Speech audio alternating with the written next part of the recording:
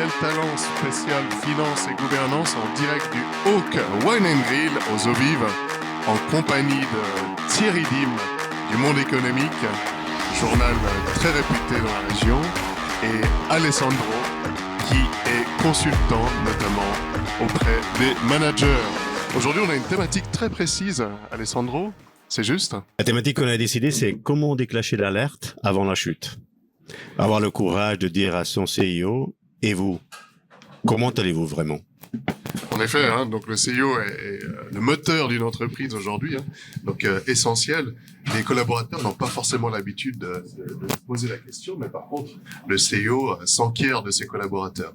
Thierry Dim, quel est ton avis là-dessus? Je pense aujourd'hui que la problématique aujourd'hui qui est dont on va discuter aujourd'hui, je pense elle touche tous les chefs d'entreprise. Pour ma part, aujourd'hui, je pense que un chef d'entreprise est un peu dans une prison dorée où il est un peu séparé de ses collaborateurs. Comment est-ce qu'un collaborateur pourrait venir voir son CEO lui dire ça ne va pas? Comment est-ce qu'un CEO pourrait venir voir son collaborateur lui dire j'ai l'impression que ça ne va pas? Je pense qu'il y a une grosse frontière qui est là où le CEO doit rester dans sa tour d'ivoire et ne peut pas redescendre du côté des collaborateurs.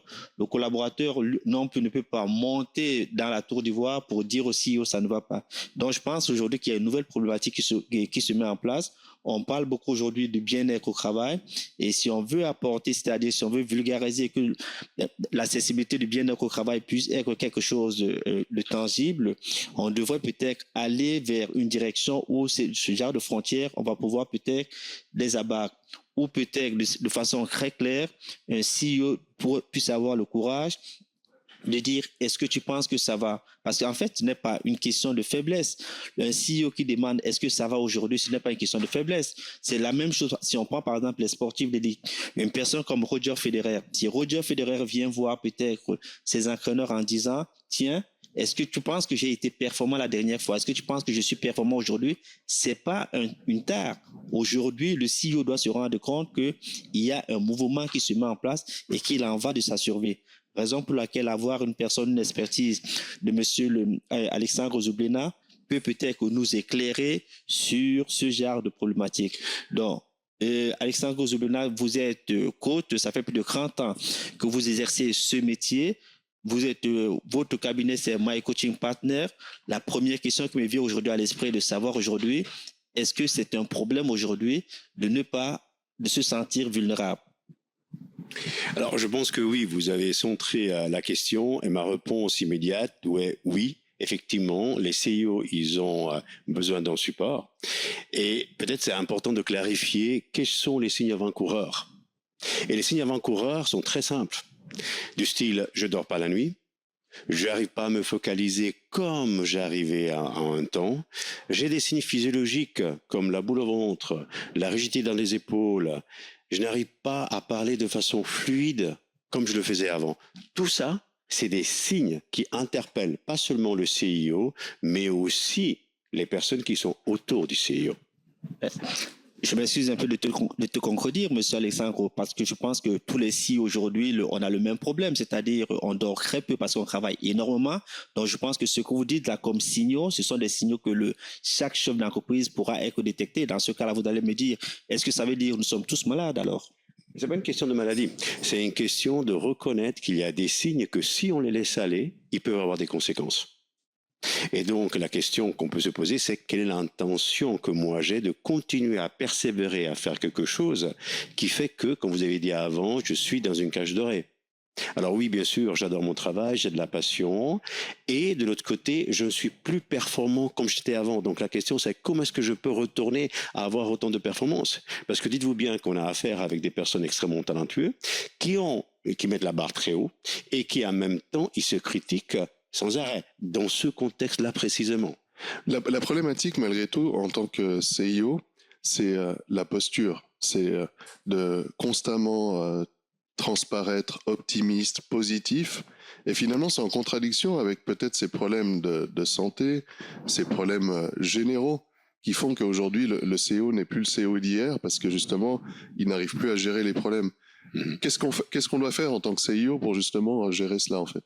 Je pense qu'il y a une belle différence entre la pression et le stress. Alors qu'un CEO a de la pression, c'est tout à fait normal. C'est son rôle.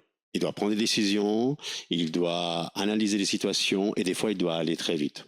Maintenant, quand la pression se transforme en stress, et comme j'ai dit, il y a des signes avant-coureurs, le fait qu'il n'arrive pas à dormir, il a la boule au ventre, il se sent mal à l'aise, il n'est pas fluide dans son discours, ben c'est là qu'il peut commencer à se poser la question. Et la question, c'est qu'est-ce qui se passe si je continue de la sorte? Et c'est là qu'effectivement, les personnes qui sont autour de lui, comme ça peut être la DRH, comme ça peut être l'assistant de direction, comme ça peut être les autres directeurs, comme ça peut être aussi le conseil d'administration, le président du board, qui peuvent effectivement, comment ils peuvent faire un levier pour lui donner la possibilité de semer une question bien précise, qui est qu'est-ce qui se passe si effectivement je continue de la sorte.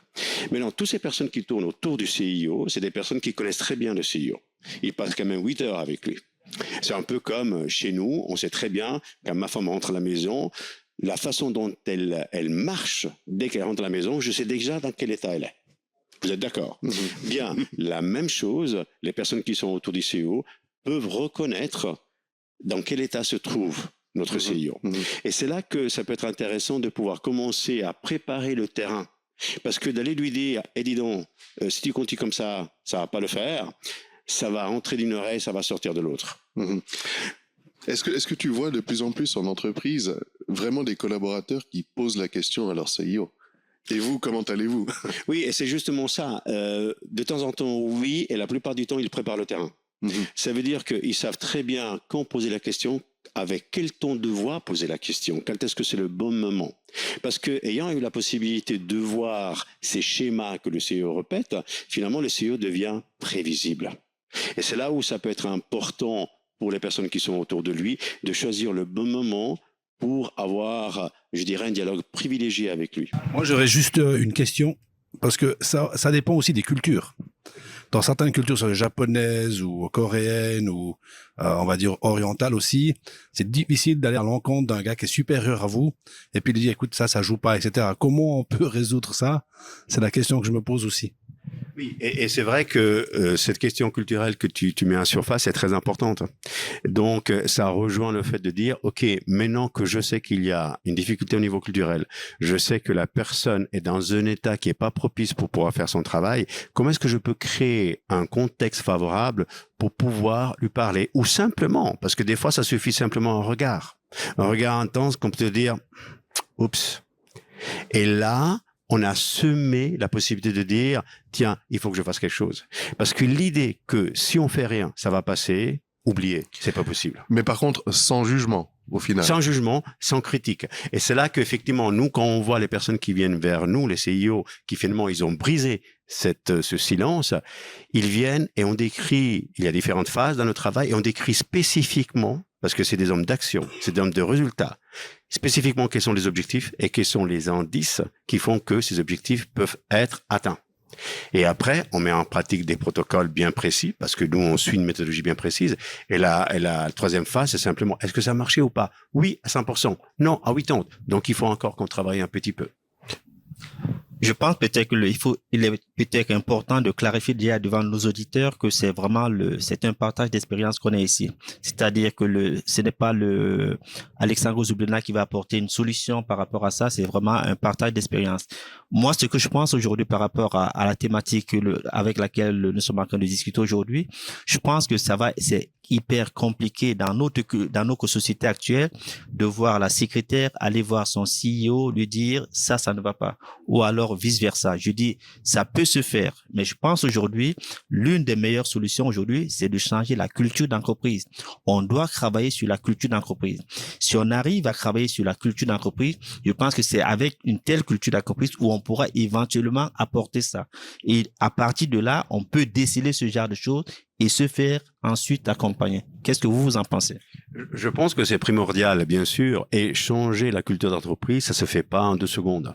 C'est un processus, comme le coaching, c'est un processus. Maintenant, c'est important que la personne puisse avoir l'engagement de dire, OK, j'ai envie de faire quelque chose, et la constance de le faire. Et c'est vraiment très important parce que, quand vous avez dit, ouais, il y a quelque chose qui va pas, non, feu rouge, non, tout va bien.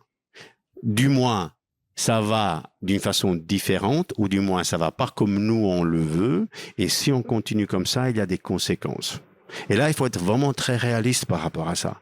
Et c'est là que la personne peut dire, OK, je me donne le choix de pouvoir répondre à la pression de façon différente. Je me dois le choix de pouvoir répondre au stress de façon différente. Et c'est là que c'est important de choisir la bonne personne qui peut vraiment aider la personne à avoir des résultats concrets. Autrement, avoir simplement du pourquoi j'ai fait ça, ça sert à rien. Moi, il y a une question en fait qui me vient à l'esprit, c'est un CEO, il a très souvent un conseil d'administration au-dessus de lui. Est-ce que c'est simple pour un CEO de dire finalement, je ne vais pas bien, sachant que le risque d'être licencié est fort?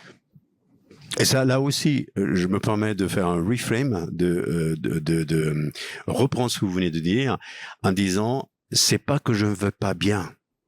C'est que je suis pas aussi performant comme je l'étais avant. Et je pense que Thierry a donné un excellent exemple avant. Tous les sportifs de haut niveau, ils ont un coach. Maintenant, qu'est-ce qui fait, de nouveau, au niveau de changement de culture, qu'on commence à avoir aussi des coachs et mettre en avant le fait que quelqu'un qui a un coach, c'est pas parce qu'il a un problème. C'est parce qu'il veut augmenter ses performances. Et dans ces moments de creux, il a quelqu'un à côté qui peut l'aider à couper ses patterns. Oui, alors je parlais dernièrement avec une personne dans le domaine de l'horlogerie, de luxe, et il me disait c'est comme une montre. Moi, ce que j'écoute là, il faut de temps en temps la réviser, revoir les petites pièces. Des fois, on a peur que ça s'arrête. Ça veut dire que si on met la montre hors, ça va s'arrêter. On enlève une petite pièce, c'est cuit, c'est fini. Ils disent non, c'est même mieux. Ouais. On doit prendre ces petites pièces et revoir. Peut-être qu'il y a des pièces qui sont défaillantes en ce moment, qu'il faut juste la montre reste pareille. Ouais. Et c'est pour ça que quand je disais le fait de pouvoir avoir un contexte favorable pour parler avec son CIO, et puis certainement le CIO, il a rendu des services, que ce soit au DRH, que ce soit aux assistants de direction, que ce soit aux autres directeurs. Donc, qu'est-ce qui se passerait si à un moment donné, on rencontre cette personne et on lui dit, tu sais, moi je ne sais pas quoi te dire en ce moment difficile pour toi. Ce que je peux te dire, c'est qu'à un moment donné dans ma vie, j'ai eu un moment difficile. Et quelqu'un est venu vers moi et il m'a dit, et si ça c'est peut-être le moment pour te faire accompagner par un professionnel du changement, qu'est-ce qui se passerait dans ta vie ? C'est une bonne conclusion. Une question de Samy à Voltaire. Non, moi, je voulais te proposer, parce que j'avais fait un post LinkedIn en fait sur des KPIs. Je sais pas si tu l'as vu, Amancio, mais et je voulais te proposer justement quelques KPIs pour la santé. Et donc, en fait, je rebondissais là-dessus et essayer de trouver des KPIs assez drôles. J'avais inventé l'indice de panique en fin de mois. C'est le nombre de où on est où côté trésorerie dans les 5 derniers jours du mois. Le délai de stress d'encaissement, le temps entre l'envoi de la facture et le moment où vous commencez à stresser parce que le client n'a toujours pas payé. On rebondit un peu sur le truc. On connaît. Et donc voilà, des KPIs peut-être sur la santé du CEO. Et merci beaucoup parce qu'effectivement, ça c'est très important ce que tu viens de dire parce que les KPI, on doit les avoir aussi en coaching. Donc ça veut dire quoi? Si j'approche la fin du mois avec un état émotionnel différent, si je retrouve mon discours, si je sais prendre les décisions comme je prenais avant on the spot, si je suis plein d'énergie, si je vais au lit et puis je dors profondément et la journée je suis vraiment un tank, un TGV qui avance rapidement, tout ça c'est des KPI que le CEO peut voir s'il fait un travail avec quelqu'un qui l'accompagne en coaching. Et il doit le voir à la fin de chaque séance. Pas après une semaine, pas après un mois, pas après 3 mois. C'est immédiat. Thierry Dim, une dernière question. Mais peut-être ce n'est pas une question, c'est peut-être faire peut-être une petite clarification, c'est-à-dire qu'on est en train de parler de coaching, on parle de sportif d'élite. La première chose déjà de savoir, c'est de dire, n'ayons pas honte de dire qu'on peut être suivi par un coach. Ça, c'est d'ailleurs la première chose, parce que si on est en train de faire cet exercice, c'est également de pouvoir rendre ça accessible. Si je prends mon exemple à titre personnel, oui, Thierry Dim, aujourd'hui, se fait suivre par plusieurs coachs. Par exemple, en début d'année, pour l'alimentation, j'ai un coach pour l'alimentation qui me dit, tiens, voilà comment ça se présente. Pour le sport, j'ai un coach qui me fait par rapport au sport. C'est-à-dire, il ne faut pas avoir honte de se dire qu'on doit se faire aider, même au niveau de la performance de mes résultats. J'ai quelqu'un avec qui j'ai des résultats. On se fait tous les 3 mois, on se rencontre, on fait des suivis et on devrait avoir des coachs comme ça. Donc, avoir un coach aujourd'hui, ce n'est pas quelque chose de tabou. Oui, nous, chefs d'entreprise, on devrait avoir des personnes pour nous aider. Roger Federer a plusieurs coachs avec lui. Nous sommes des Roger Federer de nos entreprises. Alors, allons-y. En effet, il y a une dimension de performance. Hein. Les CEO sont aussi des sportifs Absolument. au final. Hein. Absolument. Et les CEO, ils savent rentrer dans cet état de performance comme un sportif de haut niveau. Et donc, c'est important qu'ils puissent retrouver cet état-là pour pouvoir rentrer dans la journée et puis pouvoir aussi rentrer dans un autre état quand ils rentrent pour se ressourcer. Parce que si, quand ils rentrent pour se ressourcer, ils rentrent toujours dans l'état de la performance, ben, ça ne va pas le faire. Et moi, j'avais un dernier point à dire. Donc, on parle beaucoup du haut. Ce qui est important aussi quand on est une petite, moyenne entreprise, c'est regarder dans le bas aussi, quand on parle du conseil d'administration, il faut aussi regarder dans le conseil des employés pour mettre dans la culture d'entreprise que les employés peuvent intervenir une fois par mois. C'est pas juste le repas de fin d'année, mais que les employés souvent entrent tous les jours dans la même porte, voient les petits défauts, voient les petites choses, voient ce que le CEO ou la direction fait pas juste, etc. Donc il y a une conversation du bas et du haut. Ça veut dire si on parle que du haut et du haut du top, et le bas, l'employé, peut-être vous avez des fois un employé qui est très très compétent, avec 2 phrases, il peut résoudre un problème. Donc, et ça peut beaucoup aider aussi, donc de regarder aussi depuis le fond aussi. L'écoute des collaborateurs, c'est important en effet. Un dernier mot, Alessandro ? Oui, ce que dit Mounir, je pense que c'est vraiment très important et ça donne la possibilité, parce qu'effectivement, quand le CIO se trouve dans sa position complètement aligné dans un état de haute performance, oui, il écoute tout le monde, en haut comme en bas. Et il prend ses suggestions comme des améliorations continues. Quand la personne commence à ne pas avoir les mêmes performances qu'avant, avoir un dialogue interne incessant, c'est là qu'effectivement, il a besoin de soutien. Excellent. Quel talent spécial finance et gouvernance. Merci Thierry, merci Alessandro, merci Samy, merci Mounir. Je vous souhaite à tous une excellente journée et on se retrouve dans quelques temps pour une prochaine émission.